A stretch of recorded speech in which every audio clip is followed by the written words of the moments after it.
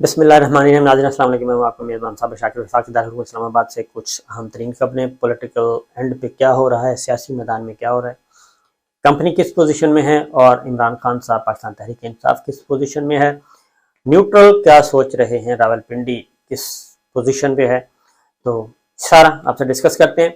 तो इस वक्त जी वक्त करीब आ रहा है, लेकिन चूंकि ईद की छुट्टियां शुरू हो चुकी हैं और इन 2-3 दिनों में सारे लोग अपनी अपनी कुर्बानियां कर रहे हैं, जानवर ज़िबा करेंगे, कोई रिलैक्स करेंगे और कुछ हज पे गए हुए हैं। काफ़ी अहम लोग जो हैं वो हज पे गए हैं फरीज़ा हज की अदायगी के लिए और दुआ शुआ करेंगे वो, और हज उन्होंने अदा कर लिया है हमारी इत्तला के मुताबिक।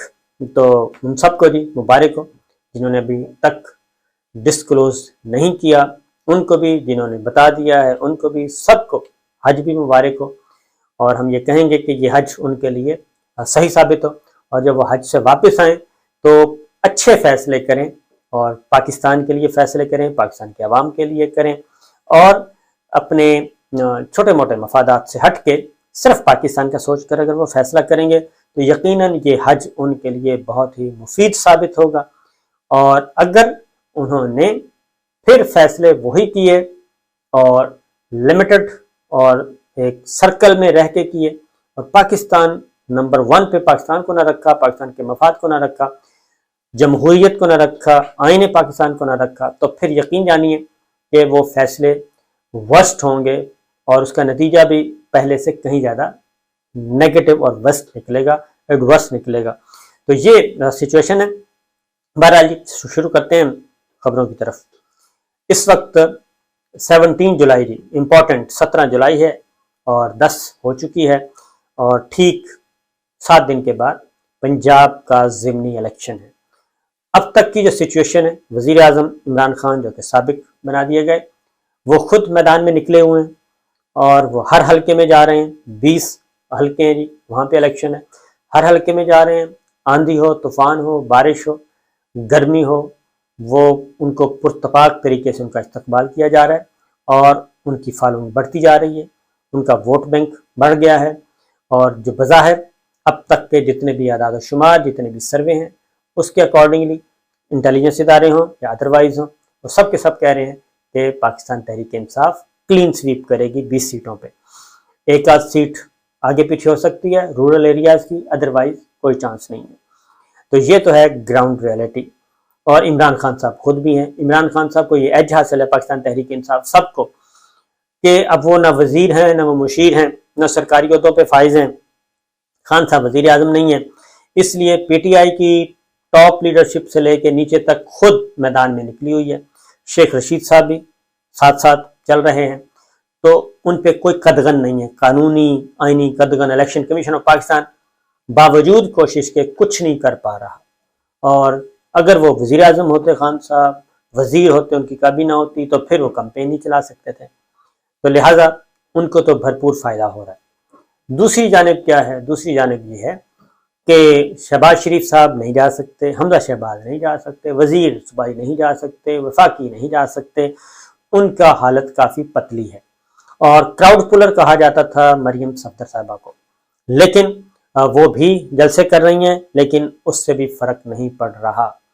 और फिर अगला ये है कि सुप्रीम कोर्ट ऑफ पाकिस्तान ने ऊपर एक ऑर्डर पास किया हुआ है, वो कि उस ऑर्डर को अभी तक इम्प्लीमेंट नहीं ये कर रहे लोग। इलेक्शन कमीशन ऑफ पाकिस्तान ने आंखें बंद की हुई हैं, लेकिन बहुत ज़्यादा आंखें बंद होती हैं, सोशल मीडिया आ जाता है, इमरान खान साहब आ जाते हैं, उनके लोग आ जाते हैं, वो बताते हैं।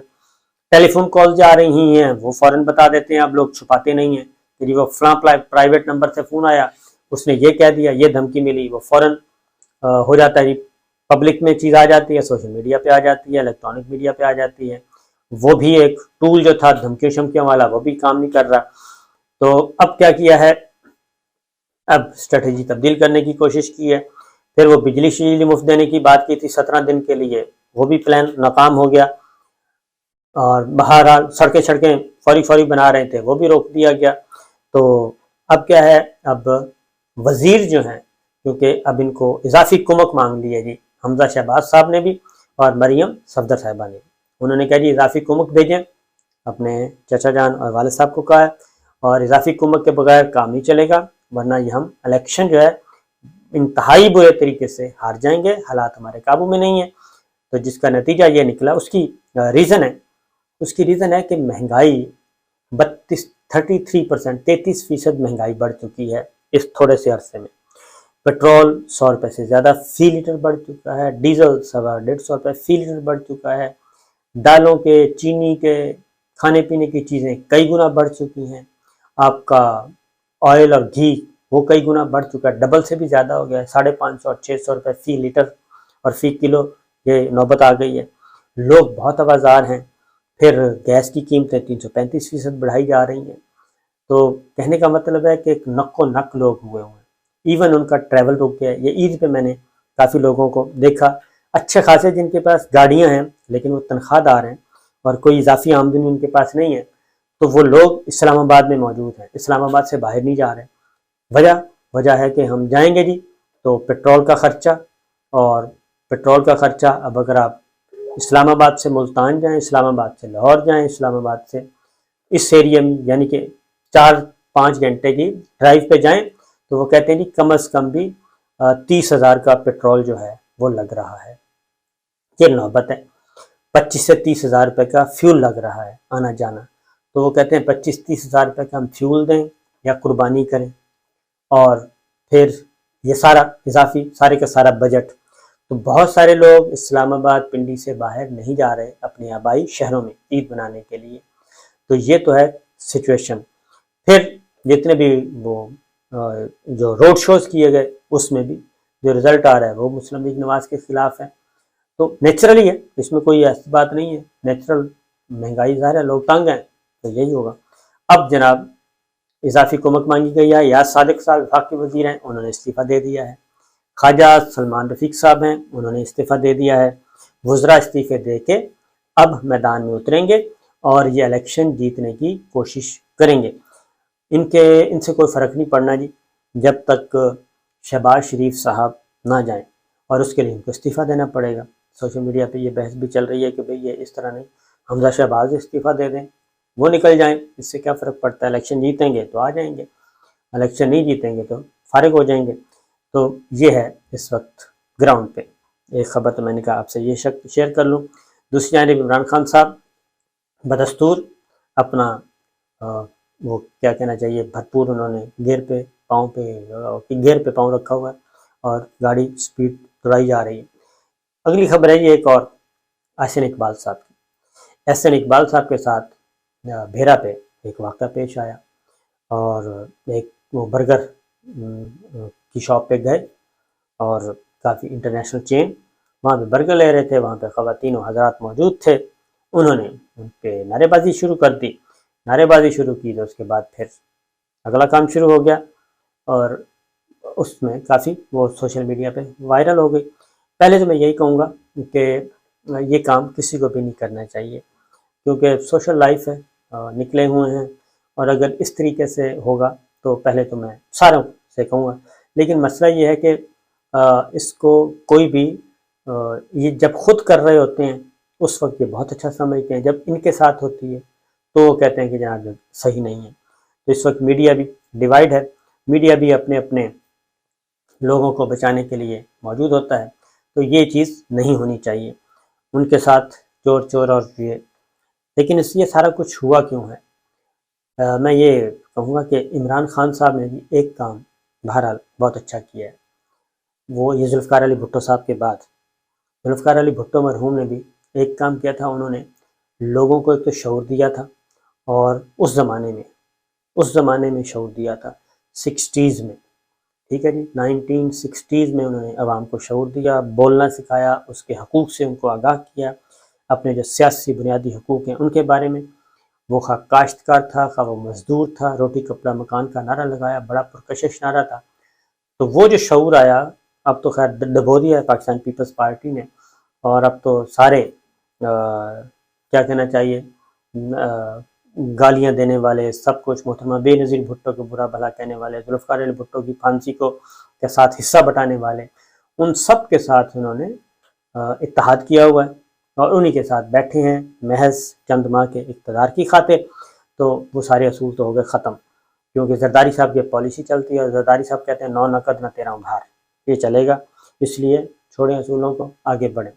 تو یہی کام عمران خان صاحب نے کیا ہے۔ عمران خان صاحب نے بھی پچھلے 22 سالوں میں اور خاص طور پہ پچھلے 5 سالوں میں تو انہوں نے بہت ہی زیادہ اس کو اویئرنیس دے دی ہے اور لوگوں کو ایک طاقت، ان کو بتایا لوگوں کو کہ ان کا حق کیا ہے، ان کے حقوق کیا ہیں، اور یہ سب کچھ وہ کتنے طاقتور ہیں، اور یہ اقتدار اگر کوئی حاصل کرتا ہے تو ان کی وجہ سے حاصل کرتا ہے۔